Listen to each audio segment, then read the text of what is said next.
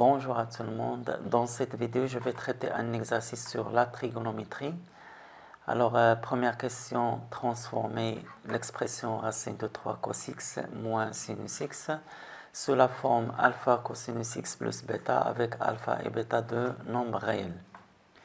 Et la deuxième question, résoudre dans l'intervalle moins pi, l'intervalle fermé, l'équation racine de 3 cos x moins sinus x est égale à racine de 2. Première question, on doit transformer l'expression racine de 3 cosinus x moins sinus x sous la forme alpha cosinus x plus bêta avec alpha et bêta de nombres réels. Alors, en général, pour transformer l'expression a cosinus x plus b sinus x, on factorise par le réel racine de a carré plus b carré. Alors, dans notre cas, a c'est racine de 3, coefficient de cos x, et le b c'est moins 1, coefficient de sinus x. Alors, je calcule d'abord racine de a carré plus b carré.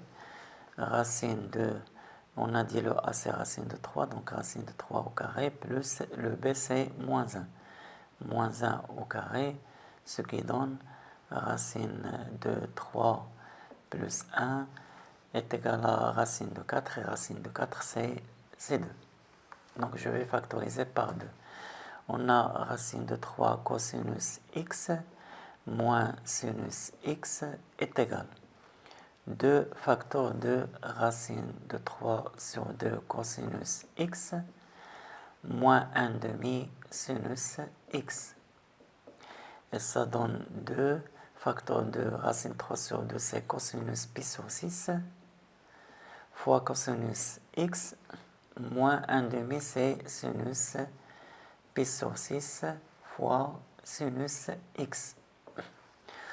Or, on sait que cosinus a fois cosinus b moins sinus a fois sinus b, d'après les formules de transformation, c'est cosinus a plus b. Avec ici le a c'est pi sur 6 et le b c'est x. Donc cela donne 2 cosinus pi sur 6 plus x, ou bien 2 cosinus x plus pi sur 6.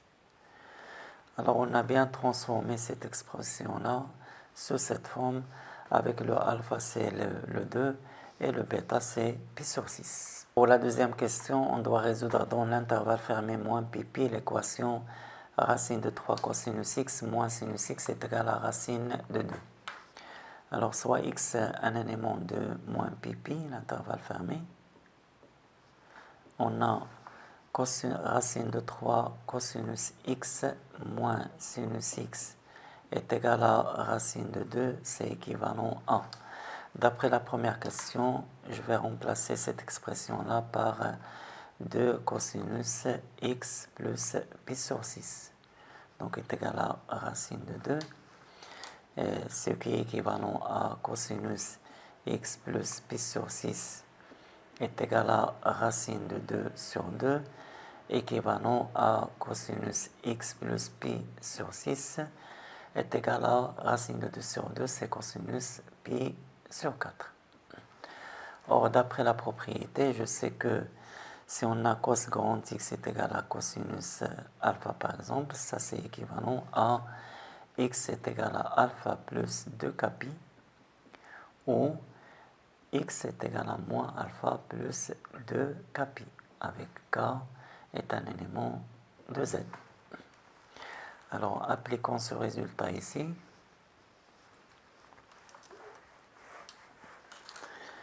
Ça, c'est équivalent à x plus pi sur 6 est égal à pi sur 4 plus 2k pi, ou x plus pi sur 6 est égal à moins pi sur 4 plus 2k pi. Bien sûr, avec k appartenant à z. Ce qui est équivalent à x est égal à pi sur 4 moins pi sur 6 plus 2k pi, ou x est égal à moins pi sur 4 moins pi sur 6 plus 2kπ. Équivalent à x est égal, là le dénominateur commun c'est 12, donc j'aurai ici 3pi, et là moins 2pi, 3pi moins 2pi c'est pi, pi sur 12 plus 2kπ, ou x est égal à, même chose ici, dénominateur commun c'est 12, là j'aurai moins 3pi et là moins 2pi, moins 3pi moins 2pi c'est moins 5pi sur 12, plus 2kπ. D'après ce qui précède, la racine de 3 cos x moins sinus x est égal à la racine de 2, équivalent à x est égal à pi sur 12 plus 2kπ, où x est égal à moins 5 pi sur 12 plus 2kπ, avec k c'est un entier relatif appartenant à l'ensemble z. Mais n'oublions pas qu'on résout cette équation-là dans l'intervalle moins pi p fermé. Alors on voit à quelles conditions les solutions appartiennent à cet intervalle-là. Je commence par la première solution.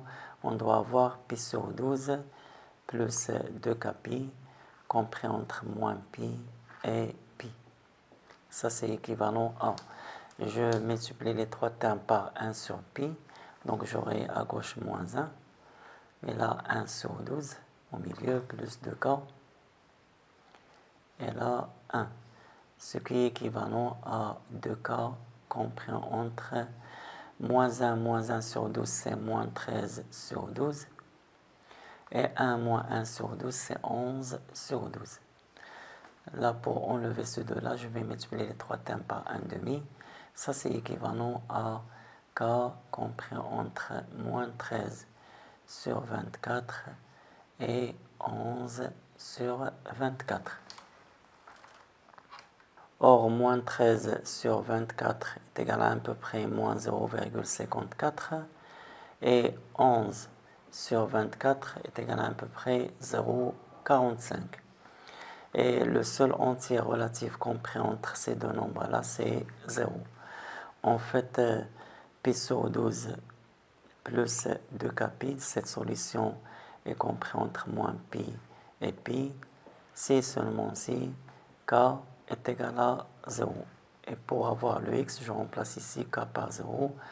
Donc, x est égal à pi sur 12 plus 2 fois 0, pi c'est 0. Donc, en fait, on a une seule solution dans ce cas, c'est pi sur 12.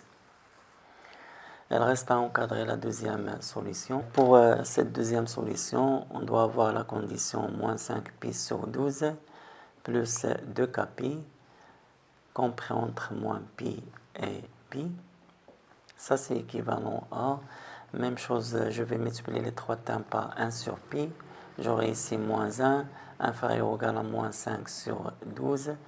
Et là, plus 2k, et là, inférieur ou égal à 1, équivalent à moins 1 plus 5 sur 12, ça donne moins 7 sur 12.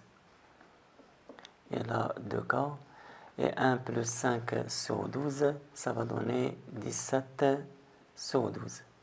Donc ça, c'est équivalent à k compris entre moins 7 sur 24 et là 17 sur 24.